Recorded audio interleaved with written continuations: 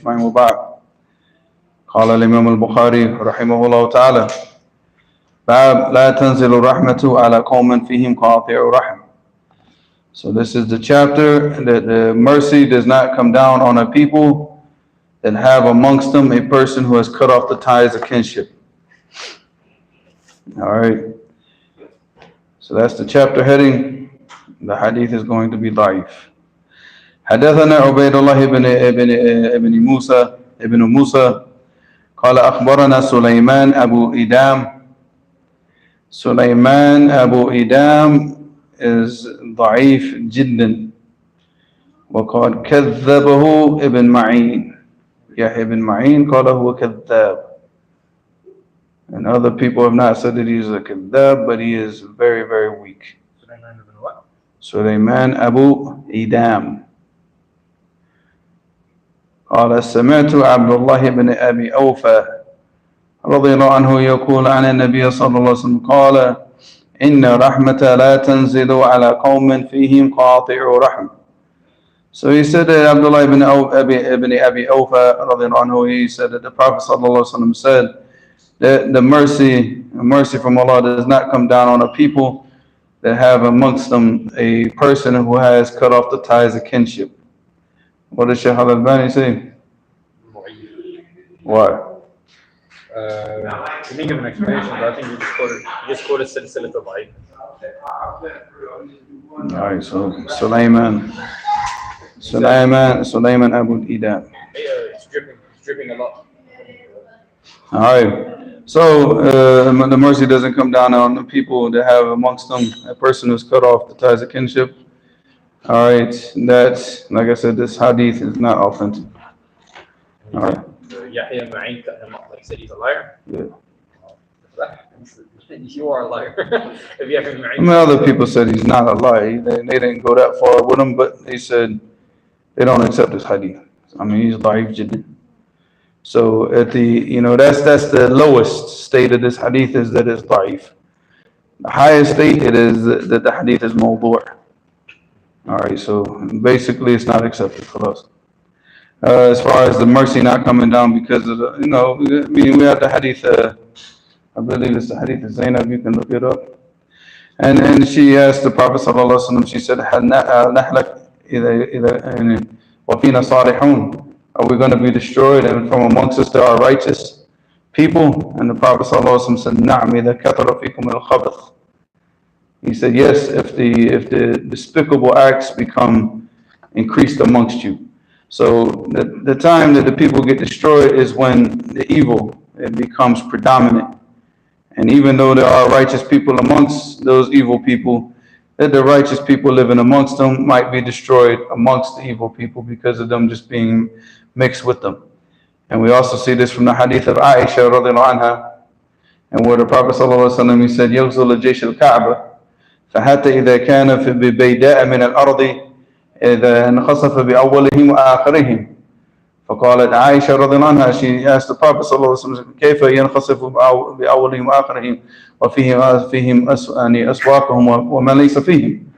فقال ينخسف بأولهم وآخرهم ويبعث كل واحد منهم على نياتهم. So here, this is in the last days that the army will go, and it will be coming from Iraq, and then when it gets to an area called Al-Bayda, the ground is going to open up and swallow the whole entire army. And the army is going towards the Kaaba to fight, to destroy the Kaaba. And then, wallahu a'lam, if this is not talking about the Rafidah, then I don't know who it's talking about. So they're going to come down from Iraq, and once they get to the Bayda, the earth is going to swallow the entire army up. And then he said, everybody in that whole vicinity will be swallowed up by the earth. So Aisha radiallahu anha, when she asked the Prophet sallallahu alaihi wasallam, she said, how are all the people going to be swallowed up? And there's going to be people that are just in the market, and people who have nothing to do with that army. They're just there. They just happen to be in that place. And the Prophet sallallahu alaihi wasallam said, the earth will swallow them all up, and they will all go forth to Allah subhanahu wa ta'ala on the day of judgment based on their intentions. They'll be judged by whatever intention. So if they were just there in the market or for whatever purpose, they're on their intentions.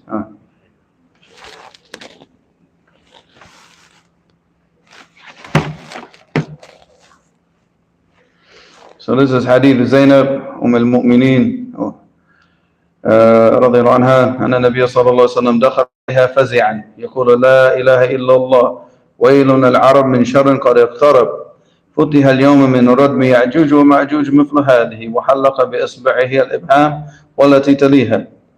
وقالت زينب بنت جحش فقلت يا رسول الله ألا نحلق وفينا صالحون قال نعم إذا كثر الخبث.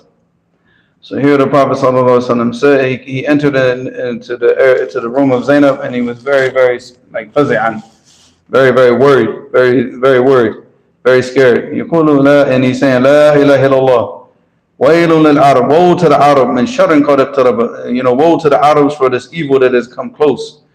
And he said today a hole has been opened up in the wall of Ya'juj wa Ma'juj مثل هذا وحلق بإصبعه الإبهام والتي تليها. So he's showing like the حلقة, it means to what? Open up. You said حلقة? Yeah, like make a circle. So he's showing like the size of the hole of what's open up in the wall of Ya'juj wa Ma'juj.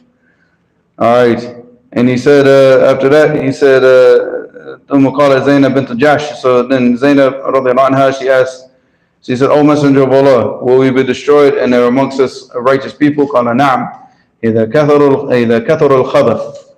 She said, and then the Prophet ﷺ said, yes, if the immoral, and unrighteous acts and evil spread amongst the people. So if the people, because amongst the people that are righteous, they shouldn't remain. If they have the ability to flee and leave and make hijrah away from that evil, then that's what they should do. If they remain amongst the people, then they end up getting destroyed with them. And this goes back to the hadith of Aisha, radiallahu anha, that Allah subhanahu wa ta'ala destroyed them, and He raises up each person based on his intention. So if the person is from the mustada'afeen, and those are the people that have no means, they're very weak, and they have no means to make hijrah, they don't have money, and their status is very weak, so they just can't just jump up and travel.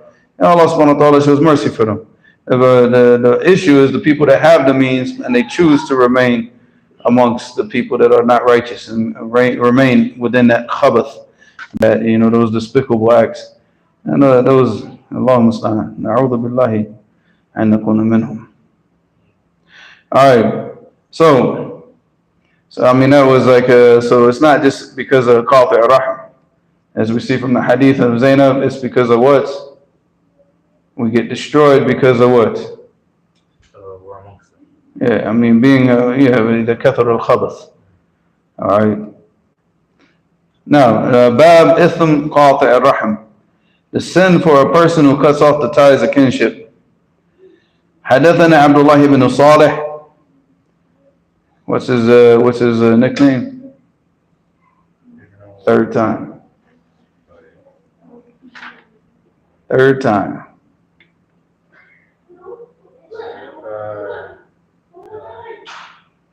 كاتب الليث وفيه ضعف. فيه ضعف ولكن, but this hadith is in Bukhari and Muslim, but not with this chain of narration. And more than likely, al-Bukhari, rahimahullah, he brought these chains of narrations, even though this person is not somebody that he would narrate in Sahih, in a hadith of Sahih, because he brought the chains of narrations for these hadith in his Sahih. So more than likely what he was trying to do was bring other chains of narrations from other shuyukh that he has, even if those chains were not authentic, but the hadith itself is authentic, because this hadith is in Bukhari and Muslim, but not with this chain of narration, obviously. حدثنا عبد الله بن صالح who is كاتب الليث قال حدثني الليث هو ابن سعد قال حدثني عقيل هو ابن خالد عن ابن شهاب من what's his name محمد ibn Muslim محمد ibn Muslim أخبرني محمد بن جبير بن مطعم أن جبير ابن مطعم رضي الله عنه أخبره أنه سمع رسول الله صلى الله عليه وسلم يقول لا يدخل الجنة قاطع رحم. Alright, so here Jubair ibn Mut'im, he informed Muhammad ibn Jubair ibn Mut'im that he heard the Messenger of Allah sallallahu alaihi wasallam say that the person who cuts off ties of kinship will not enter into Jannah. All right, now the question is, he will not enter into Jannah ever. Is it for a Muslim or for He's speaking about a Muslim. Oh, The kafir is not going to enter into Jannah even if he keeps the ties of kinship. So, huh? well, we'll never enter Jannah. For Muslim, of course, like, but But he said, لا يدخل الجنة قاطع رحم. He won't enter into Jannah. for a certain amount of time. Yeah. For a certain amount. So they would have to go to the hellfire. And That's from the major sins. oh yeah, okay. So this doesn't help does this help the Khawarij? Because the Khawarij say that the person who commits the major sins, he's going to go to the hellfire and never come out. But this is لا يدخل الجنة قاطع رحم. لا, it doesn't say لا يدخل الجنة أبدا. But it says لا يدخل الجنة. That's mutlaq. Well, Allah said إن الله لا يغفر أن يشرك به ويغفر ما دون ذلك لمن يشاء. Yeah, for the people that make tawbah. He didn't make tawbah. This is not forever. Even a person who commits shirk, if he makes tawbah, Allah forgives him, right? Before death, yeah, of course. لا يدخل الجنة دخولا أوليا. All right, so he doesn't go into Jannah with the people that go into Jannah first. So this is not that he will never go into Jannah, but he will not, like لا يدخل الجنة دخولا أوليا. That he's not going to be from the first. He'll go to the hellfire, be punished in the hellfire, and then eventually, inshallah, he will go to Jannah. And this hadith is in Bukhari and Muslim. So there's no doubt about the authenticity of the hadith, even though this chain of narration is weak.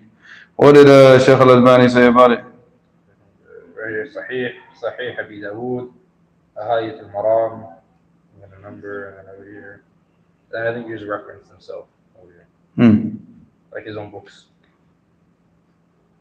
All right, and this we're going to take one more hadith because this hadith is kind of a mixture of a hadith that we took before, just with different wordings. حدثنا حجاج ابن منهال قال حدثنا شعبة man. And Al-Razi. What?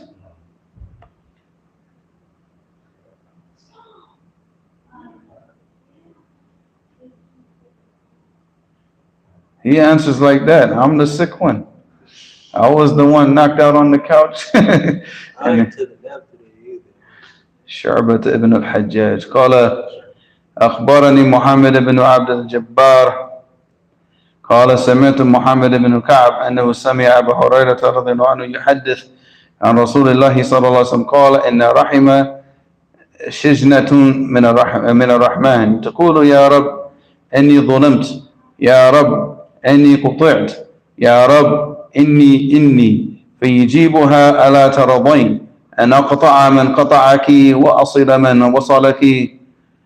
So this hadith was فيه ضعف. محمد بن عبد الجبار لين الحديث, فيه لين في الحديث, and but there are shawahid for some aspects of the hadith. And the rahim shijnatun, we'll go over the hadith because some of this we've already taken before. So Abu Hurairah radhiyallahu anhu, he reported that the Messenger of Allah sallallahu alaihi wasallam said, "Inna rahima shijnatun min ar-Rahman." What is that? What did we say that meant? We've taken this before.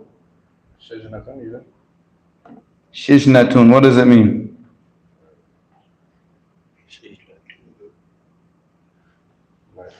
The meaning in the hadith, it means ishtiqaq. And rahim mushtaqatun min ar-Rahman. The ishtiqaq that it is derived from. It's derived from the word ar-Rahman. So you have rahima, raha, rahima, rahman. You see the raha and the mim. Are you talking about rahim or shijnatun? No, shijnatun means mushtaqatun. We talked about this before, that the shijnatun is the urqa shajara. Urqa shajara. And we talked about it, and he said that the Prophet ﷺ used this word because the usra is like urqa al-mutaraqiba, fawqa ba'daha fawqa ba'd. So you have like the roots of the tree that are like just tied in like they're all, you know, combining together. So just like a family is just like that. So using the word shijna to mean that. But here, the actual meaning here, it means mushtaqqa. That it is what is derived from. So the word rahim is taken from the word rahman. Taqulu ya Rab, and the womb says, so the womb can talk. The womb could talk? No, it can't. It can. What did the Prophet ﷺ say about the womb on the day of judgment? The womb? Laha what? Lisanun, talqun, talqun, dalqun. What does that mean? I know I took notes on that. Like So the womb speaks on the day of judgment directly. The bulk is fasih. So the womb of a mother, or will just The womb in general will speak on the day of judgment. Like that. Yeah, I got that in general. All right. So like basically like your hands and feet, right? Yeah. What they speak about? Whatever you've done wrong. Like abortions or something like that? No, I mean about the ties of kinship. The womb? Yeah. Oh, Allahu. So if you disrespected your mother, Oh, and you didn't obey your mother, it's like, it's going to speak out against you and say, this person cut me off, so cut him off. man. Just like he was cut, like he cut the rahim, so then it's going to ask that he be cut off from the rahmah, from the mercy. I'm just trying to get like the come grasp You told Mujahid, come, my phone's on 2%, and I need it. I'm gonna do something afterwards with our brother here. Yeah, Mujahid. Because I need the phone to read the questions, because I need my phone when I go home.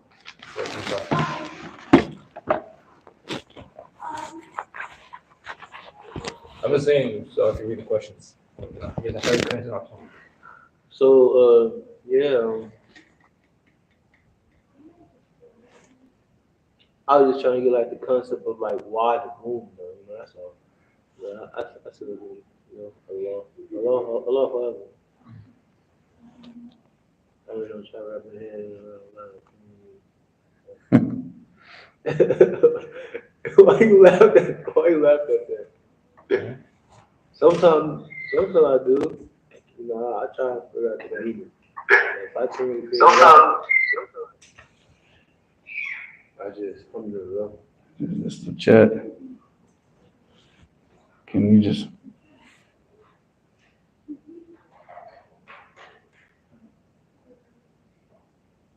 For the first person, Ameen. For Iron Mike, wa alaikum salam wa rahmatullahi wa barakatuh. I think that's all there is right now. So what you mean? Yeah. All right. شجنة من الرحمن تقول يا رب إني ظلمت. So it's going to say I was oppressed. يا رب إني قطعت. Oh my Lord, I was cut off, like the ties were cut with me. Ya Rab, inni, and it's going to continue to saying other things. فَيُجِيبُهَا, and then Allah subhanahu wa ta'ala is going to answer it. أَلَا تَرَضَيْنَ, you will not be pleased in أَقْطَعَ مَنْ قَطَعَكِ, if I cut off those that cut you off, وَأَصِلَ مَنْ وَصَلَكِ, and connect those who connect with you. So this hadith, although it's got some da'af in it, but there are shawahid for the aspects of the hadith as we've seen from the different hadiths that we've taken. The last part, the shijna, and different things like this, so we've seen this in different narrations. What does Shaykh al-Albani say, rahimahullah?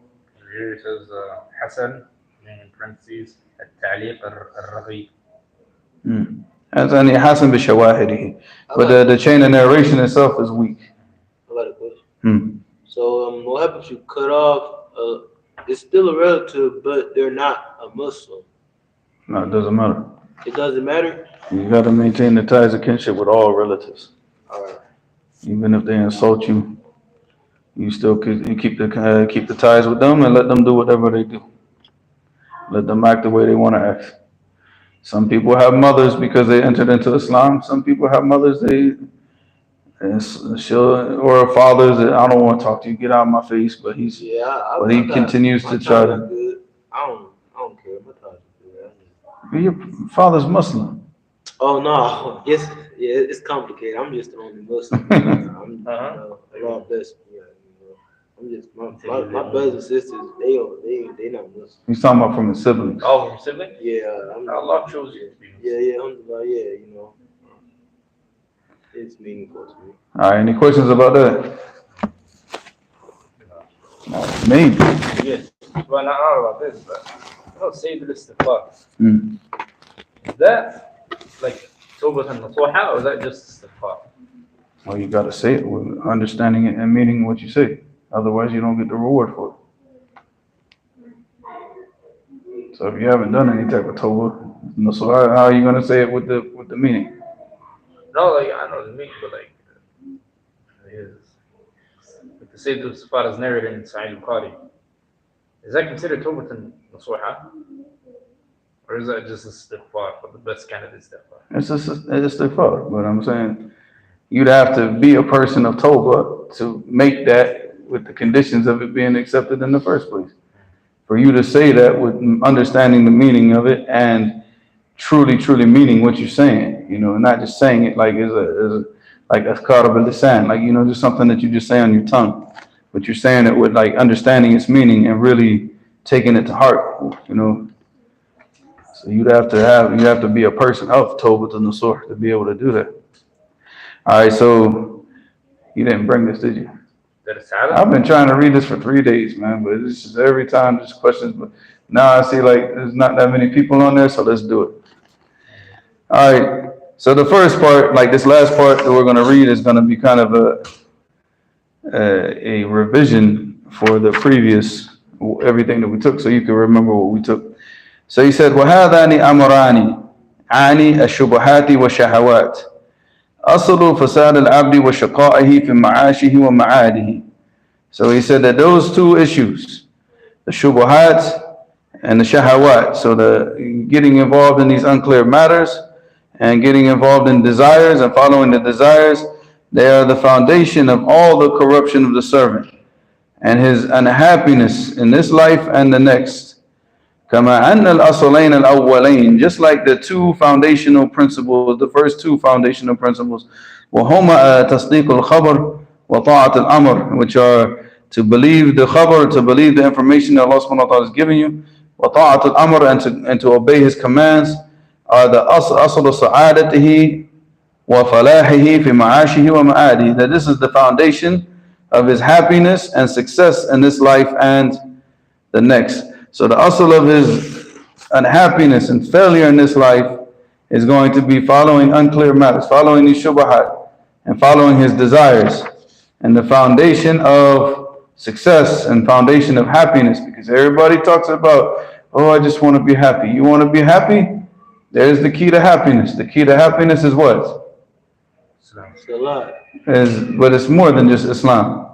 Because a person might enter into Islam but never reach this happiness. Is to believe the Quran and believe what Allah sent down, full belief, real iman bihi, and to carry out the commands of Allah subhanahu wa ta'ala. He said, وَذَلِكَ أَنَّ الْعَبْدَ لَهُ قُوَّتَانِ. So he said, and that's because the servant, he has two strengths. He said, قُوَّةُ الْإِدْرَاكِ وَالنَّظَرِ وَمَا يَتْبَعُهَا مِنَ الْعِلْمِ وَالْمَعْرِفَةِ وَالْكَلَامِ. So he said the first one is the قُوَّةُ الْإِدْرَاكِ وَالنَّظَرِ, that he has the strength of like perception, of understanding, وَالنَّظَرِ, the ability to look into things and to ponder them and to think about them and to, you know, to see things as they are. وَيَتْبَعُهَا مِنَ الْعِلْمِ, and this follows it up with knowledge, because obviously he uses those two strings to gain knowledge. If he doesn't have this قُوَّةُ الْإِدْرَاكِ وَالنَّظَرِ, then how is he going to get knowledge? He doesn't have a strong understanding, nor does he have a strong, ability to look into issues and to find the truth. So if he doesn't have that, then what? He's not going to get knowledge. So this leads to the person getting knowledge.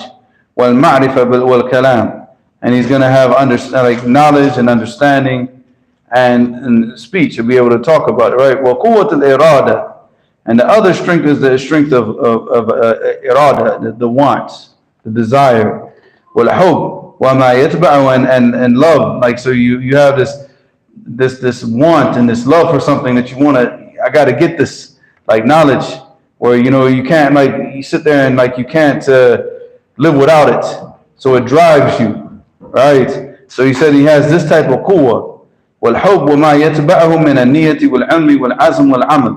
And he said, what follows this irada, this want, this desire, and this love, if it's followed up with the intention, with knowledge, with determination, and with action. So all of these things follow it. So it starts first in his heart, that he formulates a love for this thing. So like, for example, he starts to learn a little bit of knowledge. And once he starts to get a little bit of knowledge, that love starts to, like a seed is planted in his heart. And from that seed sprouts out what? More seed. No, it sprouts out the intention to seek that knowledge, to continue that knowledge, more knowledge, determination, and action on that knowledge. All of that starts to sprout out from this one seed. Those two main factors of the service. The two strengths. Oh, the two strengths. So there's more though, right? These are the two strengths. Okay, those. The main, yeah. And this is going to come back to the shubahat and shahawat and how they destroy the person. So he said, فالشبهة تؤثر فسادا في القوة العلمية النظرية ما لم يداويها بدفعها. So he said, in the shubha, the unclear matters, they cause a corruptive effect on his ability to what? القوة العلمية نظرية. That strength of his to gain knowledge, to ponder, to think about things. When the shubahat comes, it cuts that off, and it can't proceed. So if he's studying the Kitab al-Sunnah and he's learning, he's going. We talked about that hajjis that comes in and just cuts them off. So it cuts them. So if he does not treat this issue by what? Pushing those shubahat back. If he allows those shubahat to enter into his heart and fester in his heart, then those shubahat, those unclear matters, those doubtful matters will start to cut off that quwwah to now where he doesn't have that determination and strength and all, that not the determination and strength, sorry, but he doesn't have the understanding. It starts to affect his understanding, because when you're learning the Quran and the Sunnah with a pure understanding and a pure intention, you understand it in its what? In its pure form, in its pureness. But now, once the shubahat and those unclear matters and people come and start giving you these wrong, this misguidance, and that starts to get into your heart, now you're reading the Quran and the Sunnah with a filter that's put on by what? Put on your heart by those shubahat. So you're not seeing it in its pure form. And that's why when you sit down with the Ash'ari, or you sit down with these people that do like the tahrif and the ta'wil of the asma'illahi ta'ala wa sifatihi, what do you see? You see that filter when you ask them about the hand. It cannot enter into their heads the way that the Ahl Sunnah wa Jama'ah understand it. So we say, like, for example, that Allah subhanahu wa ta'ala has a hand. They say, oh, you're saying that Allah has a body. Who said that he had a, I'm saying? No. That's why they call the Ahl Sunnah the Mujassima. You guys that you say, oh, that means that he has to be like a human. Who said that? Allah subhanahu wa ta'ala said, لَيْسَ كَمِثْلِهِ شَيْءٌ وَهُوَ السَّمِيعُ الْبَصِيرُ. So there's nothing, there's nothing like Allah. So if we say that Allah subhanahu wa ta'ala has a hand, and we say that there's nothing like Allah subhanahu wa ta'ala, does that mean that Allah's hand is like our hand?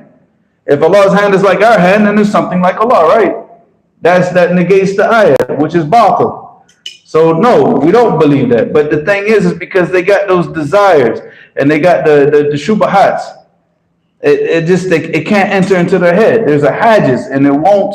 So they won't accept it the way in its pure form anymore, because of that filter, because of that corruption that's come into their heart. And you see that with all the people that fall into all these different types of misguidance. All types of misguidance. They just, when you talk to them, it's like you're talking to like a wall.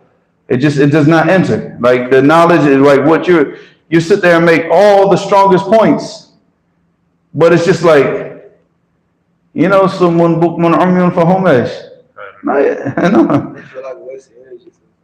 Yeah, because it's because of that, because of those shubuhats. Especially you talking to Christians. Especially you talking to modern. No, forget the Christians. We're talking about Muslims. Muslims that have been caught up. This is what this is talking about. It's not talking about Christians. They're kuffar. They're gone. They're gone from the asl. We're talking about the Muslims that get caught up in these things. So he said, after that he said في القوة العلمية والنظرية ما لم يداويها بدفعها. He said والشهوة تؤثر فسادا في القوة الإرادية العملية ما لم يداويها بإخراجها.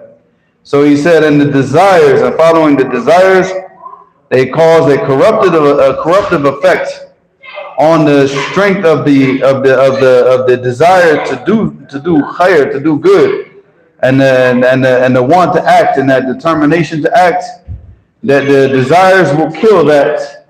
It will completely corrupt that irada, that want and that desire, because because you get so caught up in the desires, and then now what you want to do is you want to do the thing that you desire, because you can't keep the love of two things in your heart. It's not going to happen. They're not going to exist at the same time. One is going to be gone at that moment. So you might have certain things, like you got people who they follow their desires, but at the same, or they follow their desires sometimes, but then you see them, they're really serious about the deen at other times. And there's this up and down effect with them, because at one time the love for the deen, it overpowers his heart, and now it's in control. You see him in the masjid, you see him with the mushaf, you see him, and then that weakens, and then the desires come in, and then now you see him in the nightclub, now you see him with a girl, now you see him in the liquor store, now you see him buying liquor from the Yemeni brothers that come to this masjid. Well, not they don't come here now, but there you go. But they won't exist at the same. You see, they're not existing at the same time. One is always going to overpower and push the other out, and that's what you see when the desires come into the heart, they corrupt that determination. So you could be like a determined student of knowledge. I want to learn, but you get caught up in some desires that you can't control. What happens? Next thing you know, you're on a plane going back to your country. And that's it. You left. You're done. You're finished. And once that corruption comes in, he said, مَا لَمْ يُدَاوِيهَا بِإِخْرَاجِهَا. So in the first thing about the shubahat, he said, مَا لَمْ يُدَاوِيهَا بِدَفْعِهَا. That he does not, and this is only if he does not treat that sickness by pushing it back. Because, the shubahat, you cannot allow them to come into the heart. Once they come into the heart, it's just like a cancer virus, it's cancer cells or whatever. It just comes in and just destroys and corrupts everything. So he said, you got to push it back and not allow it to come into your heart. But the shahawat, they already come into your heart. They're there. They've already entered. So now what do you have to do? No, he said, مَا لَمْ يُدَاوِيهَا بِإِخْرَاجِهَا. That for the person, he said, and this is only for the person who does not treat his heart by removing those corrupt desires from his heart. You have to remove them. You have to remove them, because if you had pushed them back from the beginning, they would have never entered into the heart in the first place. But once they've entered the heart, now the only ilaj, the only treatment for that is to completely remove those desires, remove those corrupt desires from the heart. And that's the only way that the heart is going to get back to being salim again. And in that way, the determination returns, and the strength of the heart, and the strength of that irada for khair, the want for good, it comes back to the heart. But otherwise, it's not. You're going to sit there and battle those desires. The desires more than likely will win. No questions yet, or? Downstairs said no. No what? Just no. What happened? No. Just no. No. Just no. Okay. قال الله تعالى في حق نبيه يذكر ما من به عليه من نزاهته وطهارته مما يلحق غيره من ذلك. He said, so Allah subhanahu wa ta'ala, he said about the Prophet sallallahu alaihi wasallam, and he mentions what he's ما من به عليه. What does من به عليه mean? Man means when you give something to something. يمن عليك أن أسلموا بل الله يمن عليهم من هداهم للإيمان. Like يمن is like when you give something and they're not deserving of it. يمن. This is the explanation. He said man Ali, the Prophet sallallahu alaihi wasallam. We talking about, so you saying not this, but I'm saying the concept. No, but this is the meaning of man Ali. It means wahabahu. وَهَبَهُ هِبَةً, like he gave him a gift. Oh, because that was what I just took from Salih al-Shaykh. I'm just saying, when he explained what, like the men, that's how he explained it. No, wahaba, it means wahab in the Arabic language. Manna alayhi, manna bihi alayhi, it means and wahabahu هذه الهبة. This gift. So, it's a gift from Allah subhanahu wa ta'ala. من نزاهته. What does nazaha mean?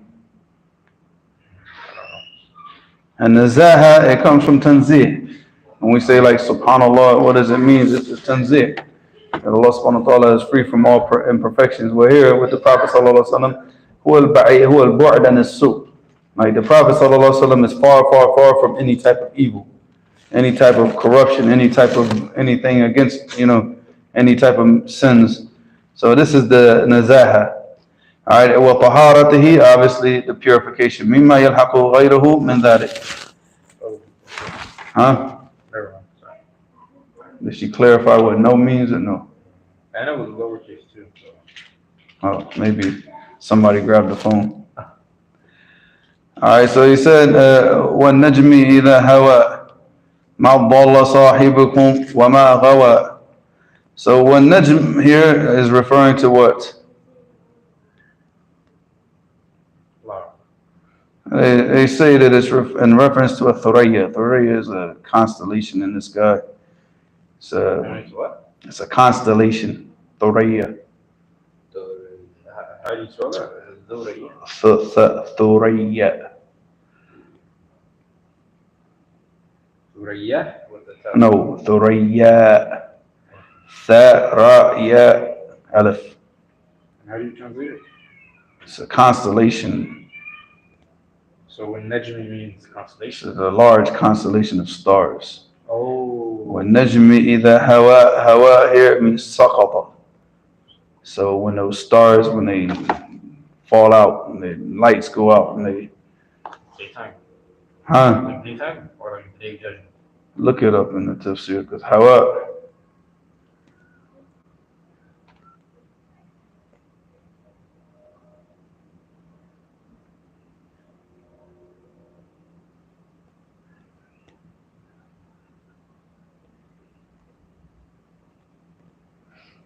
Because it's either referring to like the daytime or when they burn out.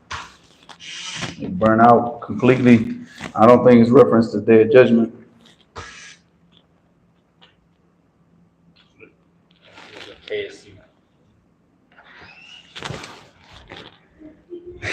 That's what the one you told me to get. What? The KSU. Yeah, but you put it on the Imam Sa'di's tafsir. I told you, if you want anything quick and you want it like for the aqwal of the Salaf, you go to al-Baghawi. قال ابن عباس في رواية البوالبي والعوفي يعني الثريا إذا سقطت وغابت وحويه مغيبه والعرب تسمي الثريا نجما وجاء في الحديث عن أبي هريرة رضي الله عنه مرفوعا ما طلع النجم قط في الأرض من الآهة شيء إلا رفع. So إذا غاب, so if it becomes like when the light goes out, like I guess that's when like the daylight comes in and the stars are no longer visible. Alright, مَا ضَلَّ صَاحِبُكُمْ. So your companion has not become misguided, and he's talking about the Prophet ﷺ, that he's not misguided, because this is what the Kuffar of Quraysh were saying about him. وَمَا غَوَى. And al-ghay here is what? Doesn't it like he hasn't gone overboard? Like not being overboard? No, I mean he's just gone away from the truth. You've gone وَمَالَ إِلَى هَوَاهُ. You go away from the truth and you're inclined to following your desires. And this is al-ghay. So he said, مَا ضَلَّ صَاحِبُكُمْ وَمَا غَوَى. So it's not from any type of misguidance, and it's not from these corrupted desires. So he said, فَمَا ضَلَّ دَلِيلٌ عَلَى كَمَالِ عِلْمِهِ وَمَعْرِفَتِهِ. So Allah subhanahu wa ta'ala is saying about the Prophet sallallahu alaihi wasallam, وَمَا ضَلَّ. He's saying this is evidence of the completion of the, what's the word I'm looking for in English? Kamal. Like how would you say Kamal in English? Huh? Fulfillment. Let's just say completion. So this is evidence of the completion of his knowledge and his understanding. Because he ma'balla, because if there's any type of balala in something, then what? It affects the knowledge and affects the understanding. And that's what he's talked about, the quwwat al-idrak wa nadar. So here the Prophet ﷺ, this quwwah of al-idrak wa nadar, he had the highest level of it, the complete and its most complete form. So he said, وَمَا ضَلَّ دَلِيلٌ عَلَى كَمَالِ عِلْمِهِ وَمَعْرِفَتِهِ وَأَنَّهُ عَلَى الْحَقِّ الْمُبِينِ, and he's on a very clear truth. وَمَا غَوَى, and he, دَلِيلٌ عَلَى كَمَالِ رُشْدِهِ, and because he's not following his desires, he's not going away from the truth, following his desires, this is evidence of the completion of his what? Of his being guided, being correctly guided. That they're following the correct guidance, because he's not following his desires. So obviously if he's not following his desires, then what is he following? He's following the truth from his Lord, from the revelation. If you don't follow the revelation, then you're following what? Your desires. Khalas. I mean, there's no third road. It's very, very simple. If you follow something in this deen that's not from the Quran and the Sunnah, then it's your desires. You're following your desires.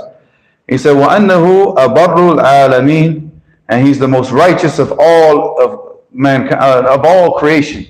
فَهُوَ الْكَامِلُ فِي عِلْمِهِ وَفِي عَمَلِهِ, so he is the most complete in his knowledge and his actions, because there's no corruption whatsoever in his heart for these two quwwahs, for the two strengths. So the first strength, it is what affects his knowledge and his understanding. The second strength affects his what? His actions, his determination, his love, and all of that was all for Allah. And Allah subhanahu wa ta'ala mentioned that in those ayah. So what could be some ways a person could overcome their desires, like in general? Just staying in like around Muslims? No, first off, you need to learn the Quran and the Sunnah to be able to differentiate what's from your desires and what's not from your desires. Because the thing is that's what you should desire. You should desire to do things in accordance with the Quran and the Sunnah. That should be your desire. That is what that love and that irada that in your heart, it should be used for that purpose. And if it's not used for that purpose, then because that's what promotes righteous action, promotes correct behavior, promotes everything of khayr. So it's like your primary desire is the Quran, but you saying like you may be using it for different other things. That's not really. If you're not following the Quran and the Sunnah, then you're following your own desires. Yeah. Your own desire. Okay. Yeah, what you wanted. No, we just broke it down like that. It just meant a lot more. It's like I get what you're saying. Like follow Quran and Sunnah. I'm not saying anything. It's no claim.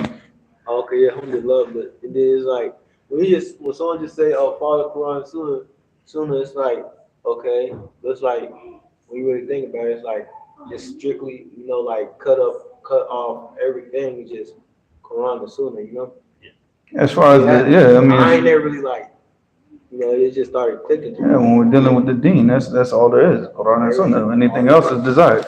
Yeah, all that junk and stuff. There's a question. Beating us. There's a questioner from Abdul Haq. So his name, it says right here, Assalamu alaikum. Wa alaikum salam wa rahmatullahi wa barakatuh. And by the way, she might have said no, because I said, are there any questions? No, I think. No, she said no, because I said, are there any questions? Because earlier, I was about to leave. My back was hurting, and I was very tired. So, because I was working today, and I turned or something, and I pinched a nerve in my back. So I was about to leave. And then I said, no, you know what? I'll stay for today, because we don't have a class. By the way, we don't have a class tomorrow. Because I got all my stuff coming from Jacksonville, so I'll let you know right now, so you don't even have to call me at 2:00 in the afternoon. You said you have. Can I finish this first now? So no class tomorrow. So anybody listening to the live stream, because all those books and stuff, they're going to be coming from being delivered tomorrow, so I have to be at the house. You said you have two. But I was saying, back to why she said no, is because I said if anybody asks any questions today, I'm probably going to go off on them because I'm not in a good mood because I'm in pain so much. And that's why when I said, are there any questions, she wrote no. No, like, oh no, don't do that. You know, like, no, no, no, no, just read the book. That's what she meant by no. Yeah, that's probably Allah knows best. So this question says, it's a pretty lengthy question. When praying behind the Imam and he recites Al-Fatiha, should a follower finish their Fatiha during a quiet prayer? The Imam recites Fatiha, then makes ruku'. I think he tells about that before. I'm assuming it's like you have to recite Surah Al-Fatiha. That's a rukn of the Salah. That's a pillar of the Salah. You have to recite it. It's not the Imam's recitation. Is not a recitation for you. La salat liman lam yaqra bi Fatihatil Kitab. There's no salat for a person that does not recite the Fatiha of the Fatihatil Kitab. The Fatiha of the Quran. So that's a rukn. That's a pillar of the Salat. And the recitation of the Imam, just like any pillar of the Salat. If the Imam does Takbiratul Ihram, does that mean that you don't have to do it? no, You have to do it. So the pillars are things that you have to do, and if you don't do that, then your salah is not valid. So the quiet salahs, the ones where he recites out loud, it doesn't matter. His recitation is not your recitation. You have to recite Al-Fatiha, but nothing else. The same question says, a follower also recites Fatiha, but can't recite as fast as the Imam, so he makes ruku' following the Imam before finishing Fatiha. Should he finish Fatiha and likely miss the Imam's ruku', or should he follow the Imam ruku'? If the Imam's praying that fast, go find another person to pray with. If there's another masjid, because that means that the person's not even praying, and he's not even, that's not salat. If he's praying that fast where you can't even recite Surah Al-Fatiha, that's not salat. That salat is not even, how can they even validate that salat? You should be worried that salat itself is not even valid. I mean, because that's too fast. How is it? My father does sometimes. I wouldn't say nothing. I get my Fatiha in though, but sometimes be like, just be quick. No, it's better to find another person, like another message to pray it or something, because that's a lot. There's no way I could pray like that, man. Yeah, So to finish this I'd question, be upset too. the finish this question says, and is Salah valid? Is a salat valid for what? Like if you're praying behind an Imam, you're reciting Surah Al-Fatiha. If you don't recite Surah Al-Fatiha in that rak'ah is not valid. And you have to repeat each rak'ah that you don't recite Surah Al-Fatiha. So for example, if I'm praying behind you, you go to and you. If I'm in ruku' and you're at the end of Surah Al-Fatiha, you finish it. And you go into ruku'. I don't come out of ruku' that fast. You have enough time probably to recite Surah Al-Fatiha while I'm still in ruku'. So I mean, you just finish it and then go into ruku'. Because that's a rukn, that's a pillar. You have to finish it. You have to complete that first.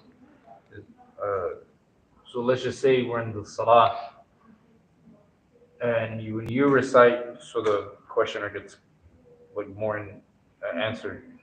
So in the Salah, for example, if I'm praying behind you, and you say Alhamdulillahi Rabbil Alameen, do I recite the Fatiha the same tone as you're reciting, or can I precede you, or do I have to recite after you? As you like.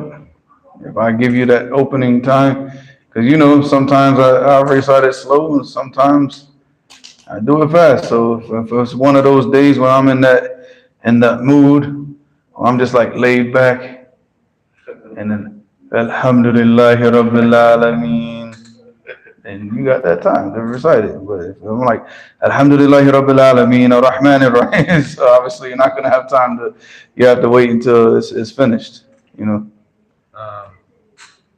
This question says, you already answered it, but off-topic questions being answered by the Ustad. No. There you go. Even though I just answered that one. All right. All the questions are off-topic. I mean, if we have time after we finish this, inshallah. So he said, وَقَالْ وَصَفَ صَلَّى اللَّهُ عَلَيْهِ وَسَلَّمَ بِذَلِكَ خُلَفَاءَهُ. And the same description, you see that this description that Allah subhanahu wa ta'ala gave for the Prophet sallallahu alaihi wasallam, he said that, and the Prophet sallallahu alaihi wasallam, he described the four rightly guided khulafa, the khulafa ar-rashidin al-mahdiyin, and he described them with what? Al-hidayah wa rushd, right? Alright, so he said, بِذَلَكَ خُلَفَاءَهُ مِنْ بَعْدِهِ وَأَمَرَ بِاتِّبَاعِهِمْ عَلَى سُنَّتِهِمْ فقال عليكم بسنتي وسنة الخلفاء الراشدين المهديين من بعدي رواه الترمذي وغيره. So he said that he described his khulafa with that same description. وأمر باتباعهم, and he commanded the people to follow them على سنتهم, with their sunnah. فقال عليكم بسنتي, and of course the sunnah that he's talking about is what? The sunnah of the Khulafa ar-Rashideen is the sunnah that is in line with the sunnah of the Messenger sallallahu alaihi wasallam. Again, if one from amongst them has ijtihad that goes against it's not that goes against the adillah that we have, because maybe he didn't know the dalil, then do we accept that and we say that's from the Khulafa, that's from the sunnah of the Khulafa ar-Rashideen? What's the dalil for that? No. Look up the hadith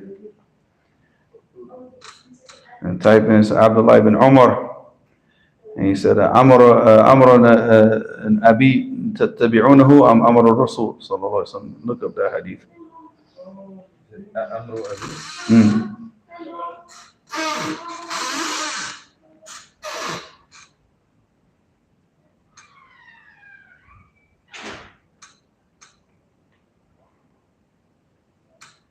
The hadith is in Al-Mukhtar. Al-Mukhtar, inshallah, will be here tomorrow, inshallah. That's a book. Which one? Al-Mukhtar. من أحاديث سير الأبرار في المعتقد الصحيح. Like the book of Tawheed and Aqidah. Yep. Let's say, do you have an extra one? Huh? I think Sajid took the extra one, so you can go to Jacksonville and fight Sajid for it. What is that? I think I sent 4, so. That's a book on it. Just, you got the PDF. Take the PDF and just print it up. Yeah. Sit down here. No, the people from the comment section, they miss you. Come over here and read the. Well, you didn't find the hadith yet. Man, give me my phone, man.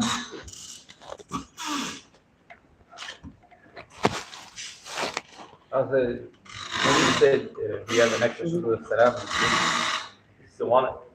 Huh? The extra copy of Subul al-Salam. He said, please read the whole question. Read it exactly as it is. What did you say now? You have that extra copy of Subul al-Salam, right? He's not sending that right now, because I didn't tell him to send anything except for what I need right now. If I got Subul al-Salam here, so I don't need it. I'm not going to be paying $400 something to tell him to send a book that I already have in my possession right now.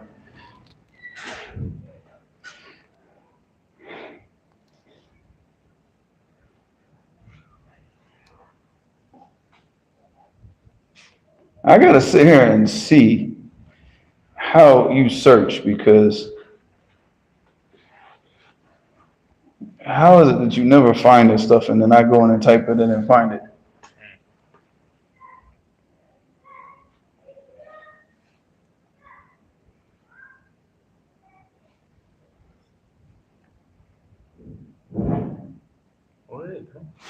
What are they doing? It tastes good right now. Some very fresh chocolate chip cookies from the oven. Mixed with ice cream. Yes.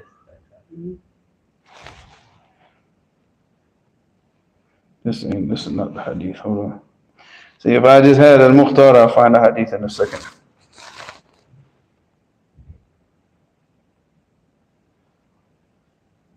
We can come back to it tomorrow, inshallah. Not tomorrow, I mean, if I get the book tomorrow, then we can go over the hadith after tomorrow.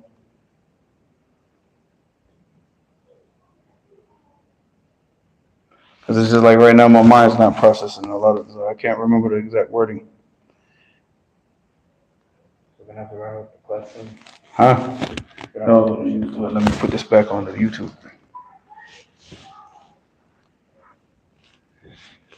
Yeah, somebody asked here about the statement of Imam Malik, and I don't know what the question is, but he's talking about the statement, that the only thing that will rectify the last of this ummah is what rectified it in the beginning, is following the Quran and the Sunnah.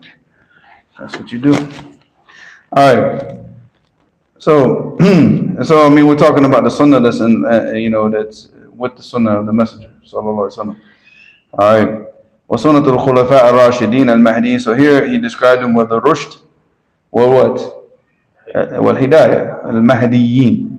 So that shows that the same strength. والنجم إذا هوى ما ضل صاحبكم وما غوى. So that means that also these khulafa ar-rashidin that the Prophet ﷺ described them with what?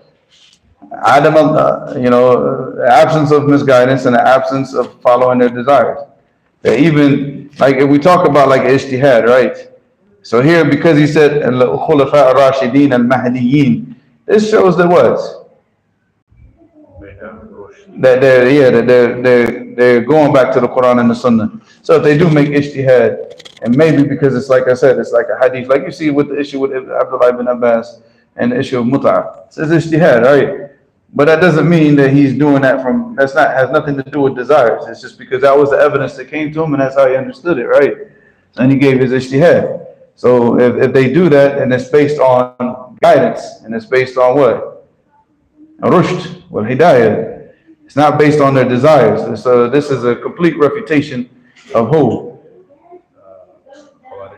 Yeah, the Khawarij and the Rafidah. The two sides of the same coin. Because, that's what they try to, like, whenever they insult the Sahaba, that's what they try to say. They try to make it like the Sahaba just following their desire. No, here the Prophet ﷺ, when he called them Al-Khulafa Ar-Rashidin Al-Mahdiyin, so he showed them like the completion of their rushd and the completion of their hidayah. So there's no possible way that you could ever accuse them of following their desires in anything, in any issue. They were always out to try to, saddidu wa qaribu, like the Prophet ﷺ said, hit the target or get as close as you can. Oh, what we talking about? We talking about wars? No. Downstairs, Alhamdulillah, may Allah the Most High reward you for continuing the class through your pain. Ameen. Jazakumullah khairan. I told you. And for answering questions. She downstairs also said before that you had asked a question. That's when I said no, agreeing to what was said. I can't remember what it was. LOL. Don't ask questions. That's what I said. I'm not answering any questions tonight. So if he passed, downstairs also said so. If he passed that point, then you still have two. What is downstairs? Oh. Muhammad Fatima. Alright. For Rashid, ضد الغاوي. So the person, Rashid, the person that is on that is on the right path and on the correct guidance, he's not, because he's following evidence. ضد الغاوي, the person that is inclined to follow his desires and misguidance. والمهدي ضد الضال. And the word like a balla wa yadillu, it means what? Dalalatan. The asl of it in the Arabic language, it means that you lost the path. Like you were driving somewhere and you got lost. You say, ana what? Dalaltu as-sabil. So this is al-hissi, and this is the meaning of the actual pathway. You were driving somewhere, you took a wrong turn because you thought you were supposed to turn there. Next thing you know, like, where are we? We're like in the middle of the jungle now. Yeah, so now you like say, what? Dalaltu sabil. Oh, me last night after. What are you doing? You took them home. After, I was like, I'm on driving your friends. I was like, where am I? But you live on like what? Blackstone or what? Marcus. It's Shaw, right? Yeah, Marks and Shaw. But it wasn't exactly Shaw. And because obviously I've never. Because you, like, I'm on one side. We go down Mark. And he's like 25 minutes away from my house. So I'm like, You probably gonna have to take him home again tonight. I don't mind about the ride. Taking home, I really don't. But you get lost every time. No, it was that. When I go to places I've never been. No. See, that night, I'm telling you, man, he probably almost got us killed like 2 times, and he didn't even realize it. Man, he pulled into like one area. I'm like, dude, if you even drive 10 more yards, we're probably about to get guns pulled on us right now. Because there was just dudes standing all out in in like a abandoned type gas station, and it's like at 10 o'clock, 11 o'clock at night. Like bullets, like you said, you could have got killed. Well, he's like, well, Google told me to go here. I'm like, well, you better disobey Google right now and turn around and get back on the main street. Then he gets back on the main when we get to the supermarket. And then what happens when we're heading home? He goes and obeys Google. So as we're going to the supermarket, he said, you see this street right here? He said, don't ever go down this street no matter what. This is everything, all the stuff, the prostitutes, the drugs. He said, don't go there. So then when we're driving back, I'm looking out the window and I'm like, so is this the street that you were talking about? Because it's like you can see nothing but drug addicts and prostitutes all down the street. I'm like, so is this the street that you're talking about? He said, yeah. I'm like, so why are we on the street? You told me don't go. Google told me to go down the street. Oh, guess who's back? Chicken Fingers. Chicken Fingers is back. Chicken Fingers is back. All right, inshallah. Welcome back, Chicken Fingers. Yeah, Yeah, Mujahid. Kids, you want some chicken fingers now? Every time he comes back, we have to go to the supermarket and get some chicken fingers. Wa alaikum salam. No. Wa alaikum salam wa rahmatullahi. Nah, because I think what happened this morning, man, see, this is why you don't eat your children's food. I bought them those Hostess donuts, and I think we left them in the car, and they melted, and then they put them in the refrigerator, and then they kind of like welded together. And man, I had the coffee this morning. I was hungry. We were about to go out. We had to go get some stuff from Walmart to work on the house. And I was like, man, whatever. I'm just gonna steal the donuts from the kids. I had to break them all apart and eat them. And the next thing you know, man, my eyes are itching. I'm like, achoo. And even like now, man, my eyes are like hurting. Like it's hurting. And then my back started hurting. I was like, oh God, here we go. Allergies all over again, just because of some donuts, man. So, no. I don't want no chicken fingers. I don't want nothing right now. What's the question? We're going to chicken sandwich tonight from King. So other than that, that's it. No questions. Chicken Finger said, it's nice to see you again, Miss Dad and my brothers. Welcome back, Chicken Fingers. So he said, فَرَاشِدُ ضِدُّ الْغَاوِي. So the person who's on the rushd is, of course, against the person that follows the correct guidance. Obviously, it's opposed to the person that follows his desires. And the Mahdi, the person who follows the guidance, follows the straight path, follows the correct path, is opposite the guy who, because the path is laid out for you. In the Quran and the Sunnah, Allah subhanahu wa ta'ala said what? هذه سبيلي. هذه what? Say this is my path. هذه سبيل أدعو إلى الله على بصيرة أنا ومن اتبعني. This is the Prophet ﷺ speaking, but I'm saying is that this is the path. This is the path of the Prophet. It's clear. It's all there. You understand? There's no doubt. اهدنا الصراط المستقيم. That sirat al-mustaqim. It's a straight path. So there's no way that as long as you just keep going on that straight path, there's no way that you could go off here and go off there. It's not like there's these turns and going around the mountains where you can get lost. So the only thing, what causes the person to get lost? Shaitan. No, he's following his desires. Shaitan. No, but he has to obey Shaitan, and that's from his desire. Just like Shaitan says on the Day of Judgment, what does he say? But he said, وَوَعَدْتُكُمْ فَأَخْلَفْتُكُمْ وَمَا كَانَ عَلَيَّ مِنْ سُلْطَانٍ إِلَّا أَنْ دَعَوْتُكُمْ فَاسْتَجَبْتُمْ لِي فَلَا تَلُومُونِي وَلُومُوا أَنفُسَكُمْ ما أنا بمصرخكم ولا أنتم بمصرخية إني كفرت بالذي أشركتموني من قبل. The shaitan is nothing. All shaitan said is what? That he what? Now Allah subhanahu wa ta'ala, he promised you and I promised you. وَاخْتَلَفْتُمْ. But you guys, you went against the promise of Allah and you chose to follow shaitan. That's your desires. فَأَخْلَفْتُكُمْ, yeah. فَأَخْلَفْتُكُمْ. Yeah. فَأَخْلَفْتُكُمْ. Shaitan, yeah. You followed the promise of shaitan, and the shaitan what? Abandoned you. You know, because he's khadula. This is like Allah subhanahu wa ta'ala mentioned about him. He's gonna abandon you in your time of need. And that's why he said, مَا أَنَا بِمُصْرِخِكُمْ وَلَا أَنْتُمْ بِمُصْرِخِيَّ. I'm not gonna answer for y'all, and I'm not responsible for y'all, nor are you responsible for me. You're the one that obeyed me. You're the one that listened. So لَا تَلُومُونِي. This is shaitan speaking to the people now. بَعْضًا قُضِيَ الْأَمْرِ. You know, once, and what is that? قضاء الأمر. Yeah, and once the death is slaughtered, and this is the qada al-amr. So after this happens, and then shaitan tells the people, وَلَا تَلُومُونِي وَلُومُوا أَنفُسَكُمْ. Don't blame me. Blame who? Blame yourselves. Can we call this the khutbah of shaitan? I don't know. Is that what that's what they say. That's what, you know, the awam say. I don't know. If the ulama from before said it, then I'll say it. They said it. Huh? The past, they said the khutbah, like shaitan. If they said it, then I don't know. Look it up, inshallah. No, not right now. Not right now. We'll deal with it later. But that goes back to the desires.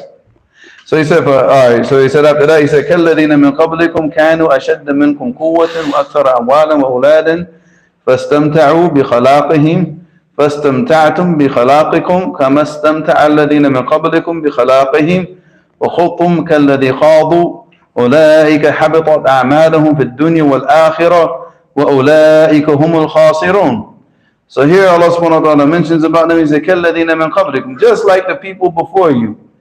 كَانُوا أَشَدَّ مِنْكُمْ قُوَّةً. They were much stronger than you.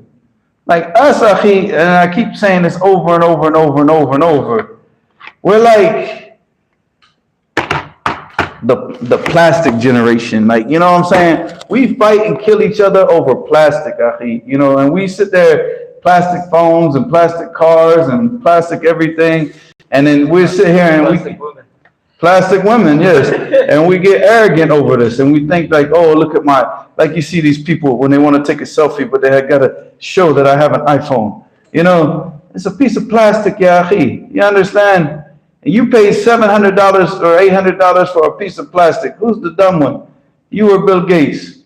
Bill Gates is dead anyways. Huh? He's dead anyways. Say what? Oh, Bill Gates. You're talking to... They said Steve Jobs. I was thinking, when you said Bill Gates, I was thinking, oh, you guys. Second-hand crack smoking, man.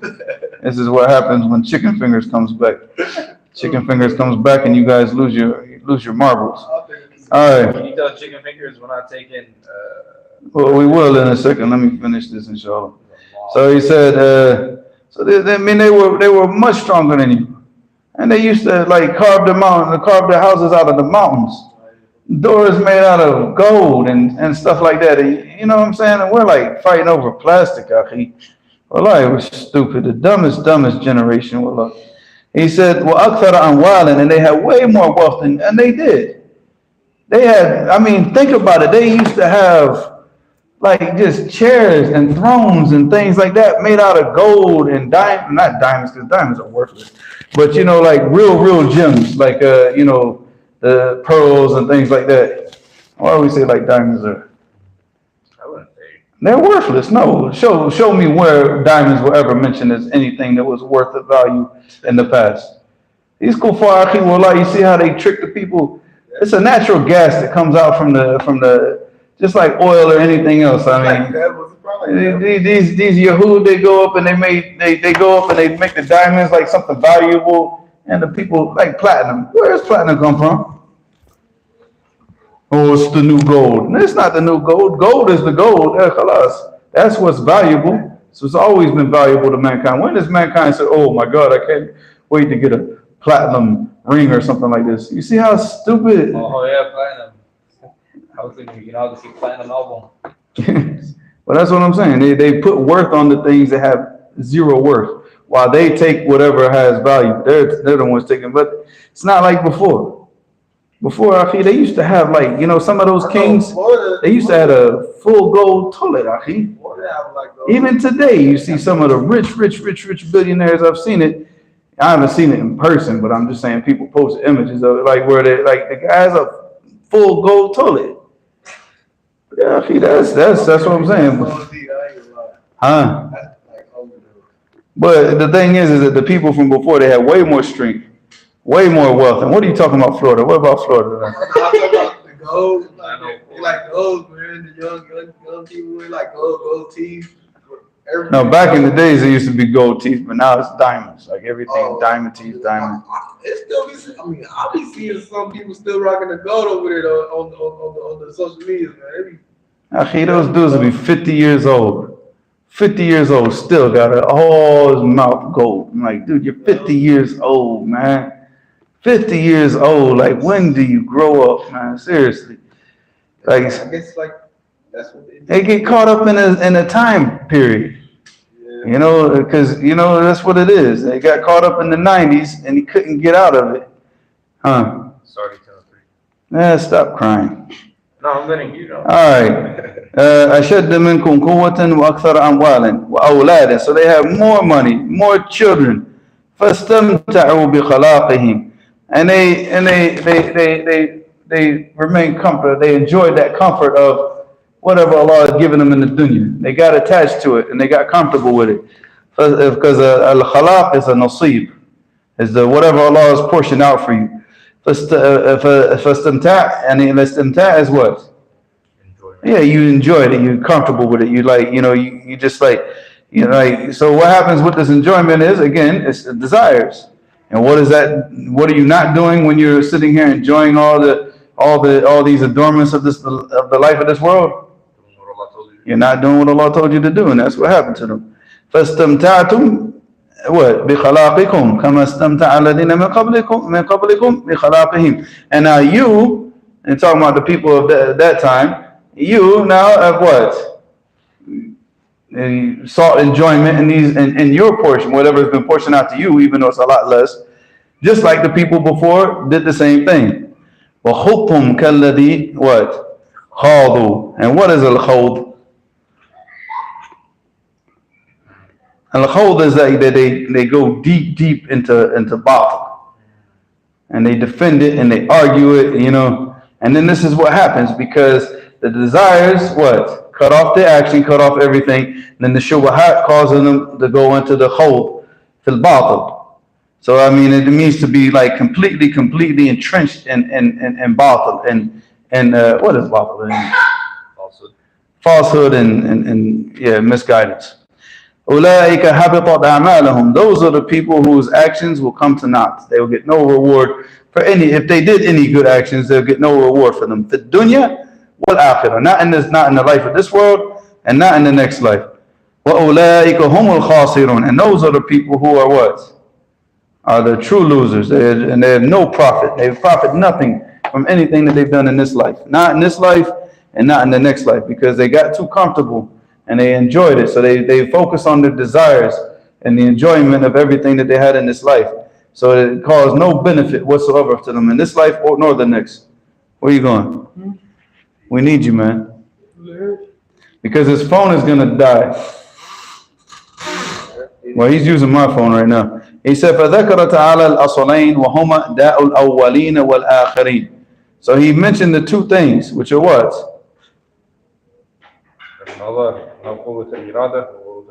Alright, so the khawdu, it goes back to the shubahat. Because the khawd fil batil, that goes back to the shubahat. So that killed the